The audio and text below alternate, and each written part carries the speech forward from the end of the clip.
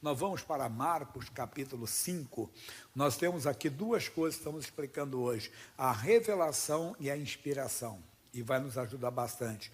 Marcos é o segundo livro do Novo Testamento. O capítulo é o 5, versículo 25. A história de uma mulher que tinha um fluxo de sangue. A história é conhecida, não queremos a história. Nós queremos essas revelações e inspirações. Diz: e certa mulher que havia 12 anos tinha um fluxo de sangue, e que havia padecido muito com muitos médicos, e despendido tudo quanto tinha, nada lhe aproveitando isso, antes indo a pior.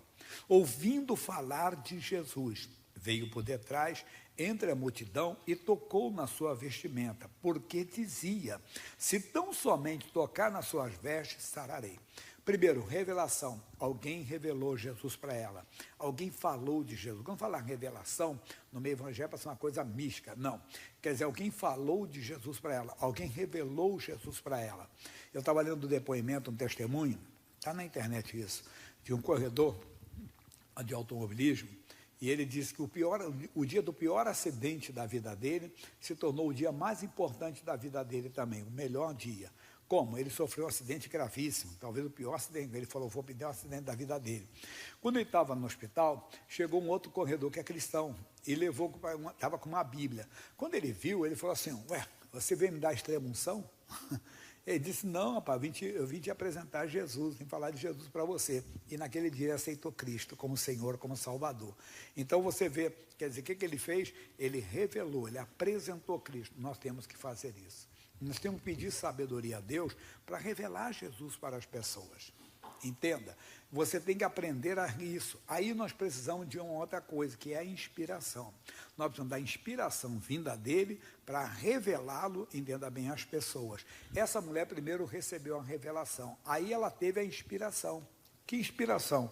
Ouvindo falar de Jesus, veio por detrás, entre a multidão, e tocou na sua vestimenta, porque dizia: se tão somente tocar nas suas vestes, sararei. Não é que ela pensou: vou tocar nas vestes dele. Não, não. Vamos para a segunda carta de Paulo aos Coríntios, 3:5. 3:5 diz assim: não que sejamos capazes, por nós, de pensar alguma coisa, como de nós mesmos, mas a nossa capacidade vem de Deus. Então, a nossa capacidade vem de Deus. Não é que ela pensou de si mesma. Veio uma inspiração, entenda, para ela fazer isso. Nós precisamos dessa inspiração para falar de Jesus. Eu vou voltar aqui já já. Em João capítulo 1, do versículo 45 em diante, nós temos um encontro de Filipe e Natanael. Eram dois amigos. E o Filipe fala para Natanael de Jesus. Ele revela Jesus para ele. Diz assim: olha só, Filipe achou Natanael e disse-lhe: havemos achado aquele de quem Moisés escreveu na lei e de quem escreveram os profetas, Jesus de Nazaré, filho de José. Reação de Natanael: disse Natanael: pode vir alguma coisa boa de Nazaré? Disse-lhe Filipe: vem e vê. Aqui nós já temos as duas coisas: revelação e inspiração. Revelação: Filipe revela Jesus para ele. Nós temos achado aquele de quem fala as Escrituras, Jesus de Nazaré. E ele disse: mas pode vir alguma coisa boa? Aí ele foi inspirado, quer dizer, veio dele essa capacidade. Às vezes nós discutimos com uma pessoa, quando ela não quer ouvir falar de Jesus: você é coração duro, não sei o quê. Não, não. Você fala para um amigo de Jesus. Se ele não quer, não discuta. Peça a Deus inspiração para você falar com ele. Vê, se vem ver, um dia você assiste, um dia você vai lá. Já ouviu alguém falar sem querer querendo? Sem querer querendo ele vem, sem querer querendo ele assiste o programa. Eu tenho explicado esses dias que o Senhor Deus, Jesus falou: se nós nos calarmos, até as pedras clamarão. Eu disse: mas como é que é isso, a pedra clamarão? Aí eu falei: imagine que eu estou com uma doença curável. Eu, vou falar a você não, para você não ficar cismado. Estou com câncer, uma doença, estágio avançado, e eu trabalho numa metalúrgica com você. Trabalho junto com você, nós somos lá, vamos dizer assim, ferramenteiro, né? E um colega assim: Jaime, ele disse, o pessoal fala que nessas igrejas Jesus cura até de câncer. Eu acho que é tudo picaretagem, eu não creio nisso não. Olha a pedra clamando aí. Quem é a pedra? Insensível, coração duro, né? Mas falou. Imagine eu com câncer. Você chega para mim e diz: dizem que cura de câncer. Eu não acredito. Eu com câncer, o que é que eu vou fazer? Eu vou lá ver. Se é verdade, se é ou não, não sei, mas eu vou lá ver. Aí Deus opera. Quando o Filipe falou isso, olha o que ele disse: vem e vê. Ele não discutiu, então ele foi inspirado por Deus para falar aquilo. Valeu, valeu. E diz assim o versículo, ainda no João ali, vamos ficar aqui no João, que depois eu volto lá. Aí versículo seguinte, disse Natanael, aí seguinte, Jesus viu Natanael vir ter com ele e disse: eis aqui um verdadeiro israelita em quem não há dolo. 48. Disse Natanael: de onde me conheces tu? Jesus respondeu e disse: antes que Filipe te chamasse, te vi eu, estando tu debaixo da figueira. Não esqueça que Jesus era Deus, estava aqui como homem, ele estava inspirado pelo Espírito Santo para falar. Porque reação do Natanael, olha a reação. Natanael responde isso: Rabi, tu és o filho de Deus, tu és o rei de Israel. Eu sempre falo, por que ele tomou um susto? Porque certamente lá na figueira, ele estava só ele e Deus, não tinha ninguém. Ele deve ter olhado e deve ter perguntado para Deus: Deus, esse que estão falando aí é o Messias? Senhor. Então, ele fez uma pergunta, que era uma coisa só entre ele e Deus. Imagine, se ele falou: eu te vi, sempre, ninguém me viu, que só que me viu foi Deus. Então, ele é inspirado por Deus, quer dizer, ele é mensageiro de Deus, ele é enviado pelo próprio Deus, ou o próprio Deus está no nosso meio. Aí Jesus vai falar mais para ele, aí diz assim, aí vem a terceira coisa que eu não estou entrando hoje, que é o conhecimento, que é a investigação. São tão, revelação, inspiração e investigação, que é o conhecimento. Jesus respondeu e disse: por que te disse, te vi-te debaixo da figueira, crês? Coisas maiores do que essas verás. Segundo, e disse: na verdade vos digo que daqui em diante verás o céu aberto e os anjos de Deus subirem e descerem sobre o Filho do Homem. Quer dizer, você vai conhecer mais. Somos nós. Nós procuramos Jesus por causa da cura, mas aí nós aprendemos que Ele salva. E depois nós aprendemos que Ele vai estar conosco, que Ele tem uma eternidade. Então nós precisamos a conhecê-lo mais. Quer dizer, o conhecimento, que é muito importante, ter esse conhecimento. Aí nós vamos voltar aqui na mensagem do Marcos. Aí diz: e logo quando ela tocou, diz assim, logo se lhe secou a fonte do seu sangue e sentiu no seu corpo estar já curada daquele mal. E logo Jesus, conhecendo que a virtude de si mesmo saíra, voltou-se para a multidão e disse: quem tocou nas minhas vestes? Disseram os seus discípulos: vejo que a multidão te aperta e dizes: quem me tocou? E ele olhava em redor para ver a que isso fizera. Isso é uma maneira do seu Deus agir. Porque, imagine só, Jesus estava sem inspiração. Não. Vamos voltar ao início da Bíblia, só vou comentar a história aqui rápida, que você conhece.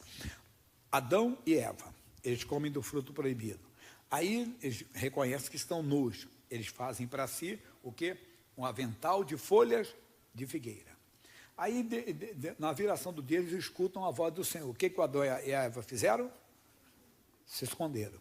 E o Senhor Deus, parecendo que não é Deus: Adão, Adão, Adão, onde estás? Ele não é Deus? Olha aqui a sabedoria de Deus. Ele queria que Adão se apresentasse, que Adão falasse, que Adão se mostrasse. Jesus está perguntando: quem me tocou? Ei, quem me tocou? Eu senti sair de mim.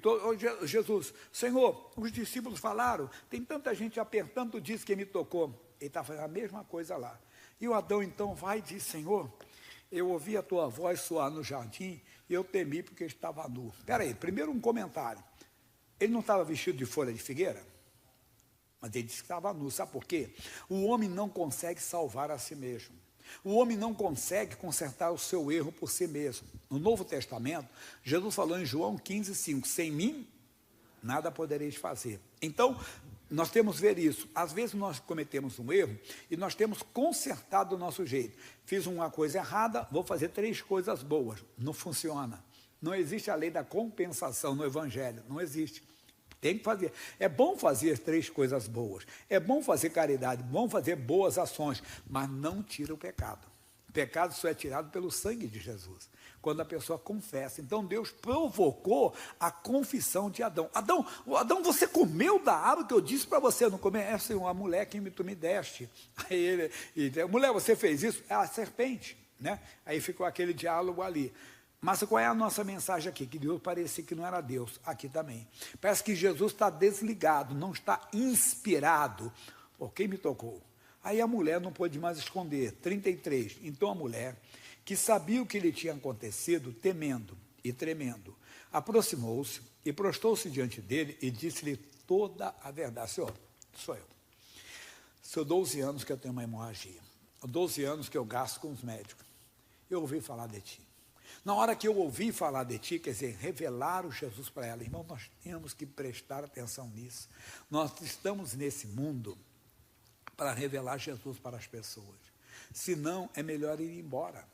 Porque Paulo diz que estar com Cristo é incomparavelmente melhor. Eu tenho feito essa oração e falado com Deus: Senhor, se é para eu ficar aqui, porque eu quero estar contigo, que é incomparavelmente melhor. Eu desejo estar contigo, que é incomparavelmente melhor.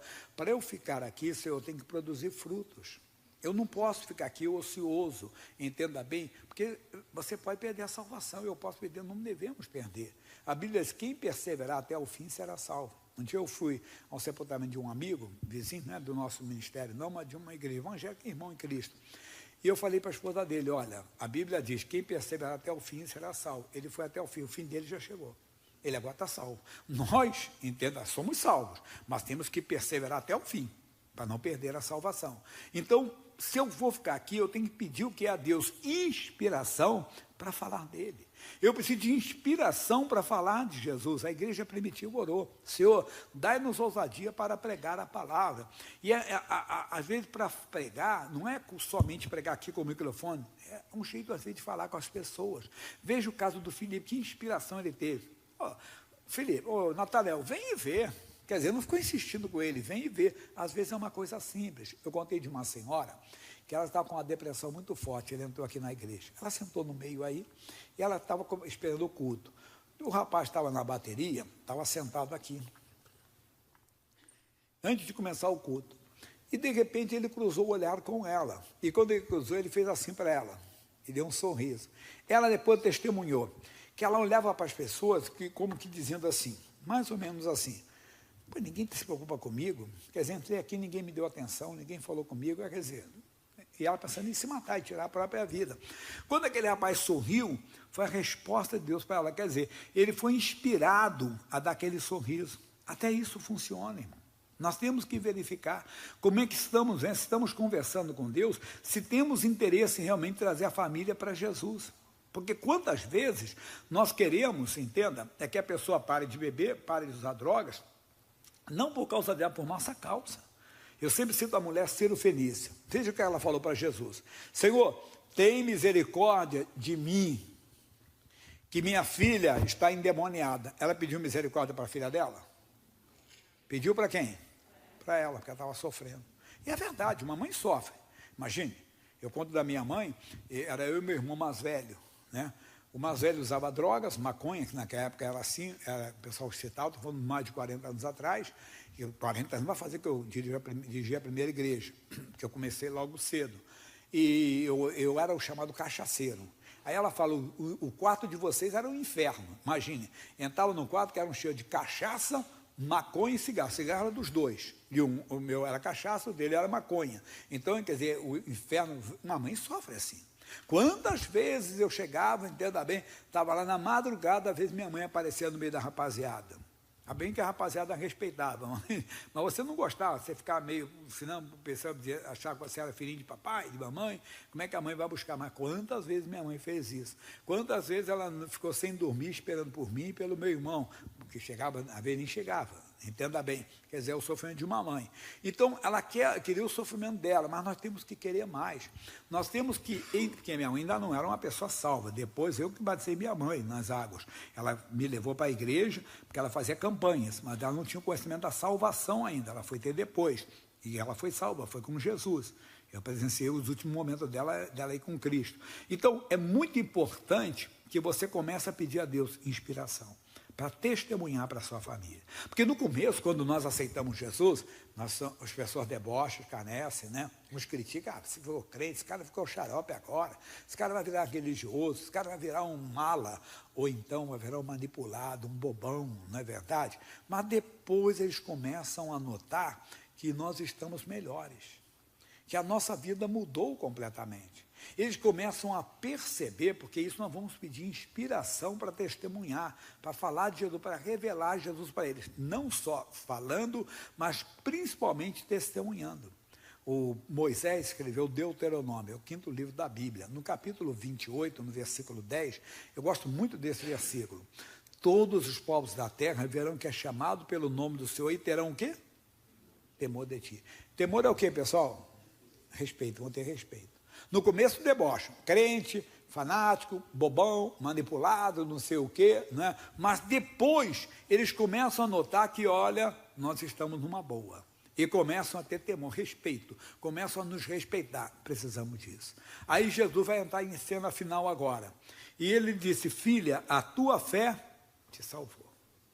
A tua fé não foi a fé de ninguém. Deus inspirou e ela colocou em ação. Quer dizer, Deus falou e ela não rejeitou. Alguém revelou Jesus para ela. Quer dizer, ela aceitou Jesus no coração, aceitou a palavra. Aí ela foi inspirada por ele para fazer aquilo, que é tocar nas suas vestes, porque a pessoa com fluxo de sangue, ela não podia tocar nem ser tocada, porque tem gente começando a entender isso. O que é imundo? Na lei de Moisés, uma pessoa tinha, às vezes, uma doença, ou às vezes algum procedimento na vida dela, ela se tornava imunda. Por exemplo, você vai a um velório, a um enterro, você toca no defunto, no corpo, morto. O que acontece? Você se torna uma pessoa imunda. Até a tarde. É uma coisa transitória. Mulher tem sua visitação, ela se tornava imunda naquele momento. Mas o homem também, às vezes o homem tem. O homem pode ter um sangramento, entenda bem, no intestino, pode ter um sangramento no dente, não é verdade? Ele também se tornava imundo. E essa mulher foram 12 anos, quer dizer, 12 anos que ela ficou assim.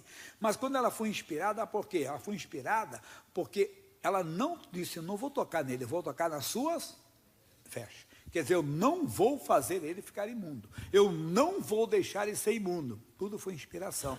Nós precisamos disso. E à medida que você vai, então, investigando, você vai conhecendo mais.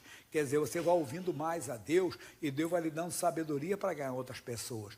A tua fé te salvou. Vai em paz e ser curada desse teu mal. Então ela não recebeu a cura? Não, ela recebeu, mas agora está tomando posse. Por quê? Quando nós recebemos a cura, nós recebemos a cura principalmente para ser testemunha do Evangelho. Eu sempre gosto de citar Atos 1:8. O que diz Atos dos Apóstolos, capítulo 1, versículo 8? Diz assim, mas recebereis a virtude, a palavra virtude é poder, do Espírito Santo que há de vir sobre vós, e ser-me-eis testemunhas, tanto em Jerusalém, como em toda a Judéia e Samaria, os confins da terra. Gosto de explicar, Jerusalém é a nossa casa. Nós somos capacitados a ser testemunhas, isso é a virtude do Espírito Santo. Testemunha do Evangelho dentro da nossa casa. Judéia é a nossa parentela, são os primos, não é verdade? São tios, pessoas, né, da parentela. Em toda a Judéia e Samaria, que são nossos vizinhos, que nem sempre gostam de nós, mas nós vamos testemunhar para eles. Né? Ele vai te olhar de cara feia, você olhar de cara bonita para ele. Ele olha zangado para você, você dá um sorriso. Né? Você tem que cumprimentando, você sempre vai vencendo. Né? E Deus vai te dar a oportunidade de fazer o bem para aquela pessoa. Vai fazer o bem para aquela pessoa. Eu contei um testemunho que eu li, muito bonito.